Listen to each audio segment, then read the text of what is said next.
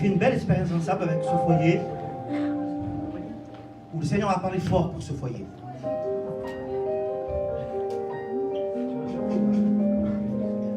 Je te dis un truc ce soir, ce que je sens aussi encore.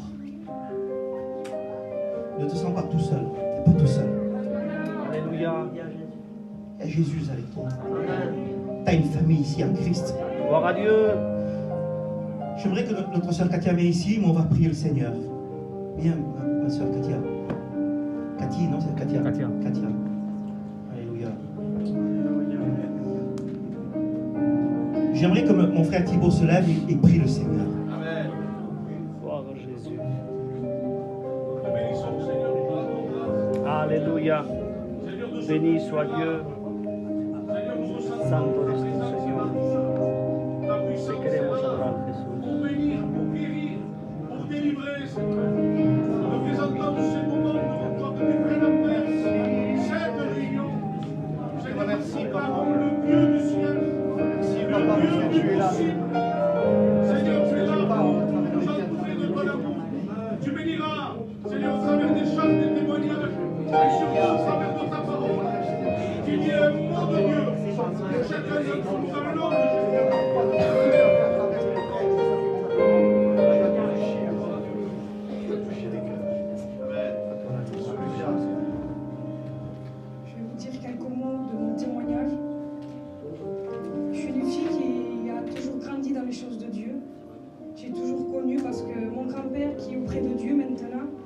C'est un exemple pour nous, c'est un serviteur de Dieu.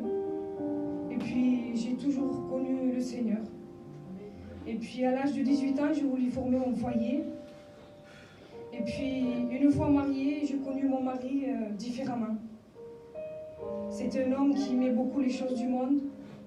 C'était un homme qui buvait beaucoup, avec le respect que je voudrais, qui se droguait. Et puis c'était un homme qui quand il commençait à boire, il se contrôlait plus. Il buvait beaucoup.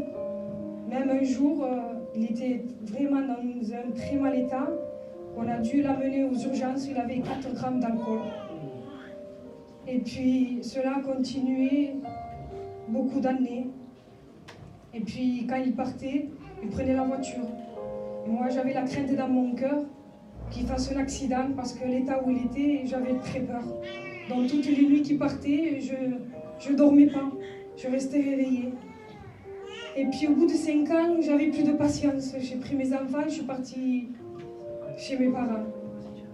Et puis quelques temps après, il m'a appelé et il m'a dit comme quoi il ferait une promesse qu'il ne toucherait plus l'alcool.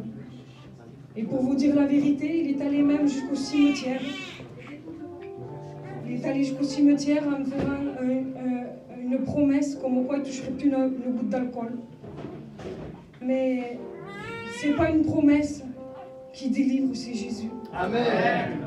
Et puis ce manque était tellement fort dans son cœur, et comme il avait fait cette promesse, eh bien il ne pouvait plus toucher l'alcool. Donc, comme ce manque était si fort dans son cœur, il allait au docteur et il marquait de l'exomile. Et comme ce manque était très fort, alors il prenait la boîte dans une journée. Et l'effet lui durait 2-3 jours. Et puis, je ressentais le besoin d'aller aux réunions, le besoin de Dieu dans mon foyer. Et puis, quand je lui en parlais, il me disait non, j'en veux pas. Il était endurci. Parce qu'à l'âge de 12 ans, un serviteur lui avait dit qu'il passerait par une épreuve pour donner son cœur à Dieu. Donc, il attendait cette épreuve. Et puis, le temps est passé et cette épreuve elle est arrivée. Et pour vous dire la vérité, quand cette épreuve elle est arrivée, mon cœur s'est brisé. Et puis un matin, j'ai prié Dieu. Et puis ce matin-là, j'ai vu une lumière. Et cette lumière, elle me prenait dans ses bras. Ce jour-là, j'ai pu sentir l'amour de Dieu. Cet amour véritable. Et puis, mon compagnon, il a compris que c'était le moment de donner son cœur à Dieu. On est allé aux réunions. Et puis, avec la grâce de Dieu, ça fait 5 ans que mon foyer appartient à Dieu. Et aujourd'hui, je peux dire que je m'endors, je me réveille en paix. Parce que l'Éternel est la sécurité dans ma maison. Que Dieu vous bénisse.